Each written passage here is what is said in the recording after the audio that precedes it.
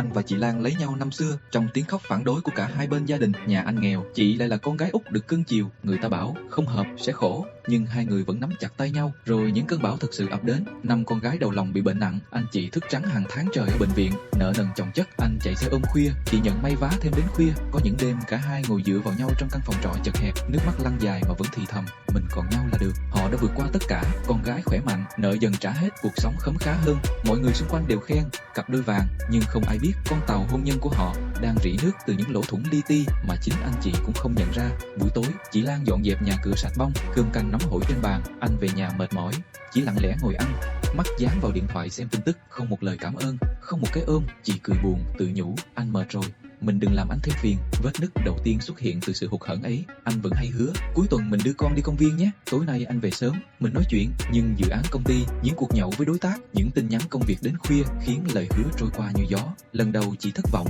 lần thứ hai chị buồn, đến lần thứ 10 chị không còn mong chờ nữa, chị im lặng.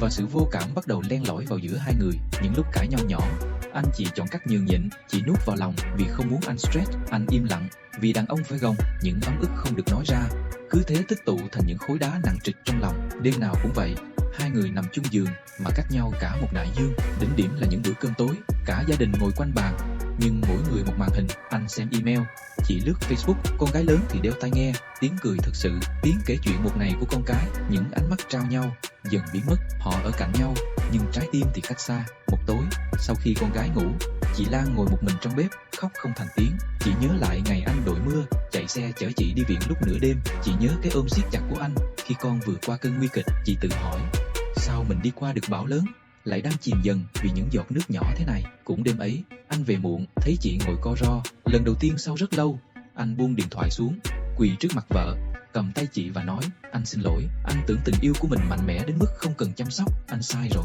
Chị Lan ôm chồng, nước mắt rơi, chị cũng sai, chị nghĩ im lặng là yêu thương, nhưng hóa ra chỉ làm khoảng cách lớn thêm. Từ hôm đó, họ bắt đầu vá lại những vết nứt. Anh học cách nói cảm ơn em mỗi khi về nhà thấy bữa cơm nóng, chị học cách nói ra những điều mình khó chịu thay vì nuốt ngược vào trong. Họ quy định bữa tối không điện thoại, dành một buổi tối mỗi tuần chỉ để hai người nói chuyện thật lòng. Những lời hứa nhỏ họ ghi ra và cố gắng thực hiện. Hôn nhân không sụp đổ vì một trận bão lớn, mà thường tan vỡ vì hàng trăm giọt nước lặng lẽ rỉ qua những kẽ nứt không ai chịu vá. Anh và chị Lan hôm nay vẫn đang ở bên nhau, không phải vì họ hoàn hảo, mà vì họ chọn không coi tình yêu là điều hiển nhiên. Mỗi ngày, họ vẫn cố gắng nói với nhau bằng hành động. Anh vẫn chọn em, chị vẫn chọn anh, và đó mới là thứ giúp con tàu hôn nhân không chỉ nổi trên sóng lớn, mà còn vững vàng trước những cơn mưa phùn dai dẳng của cuộc sống thường ngày.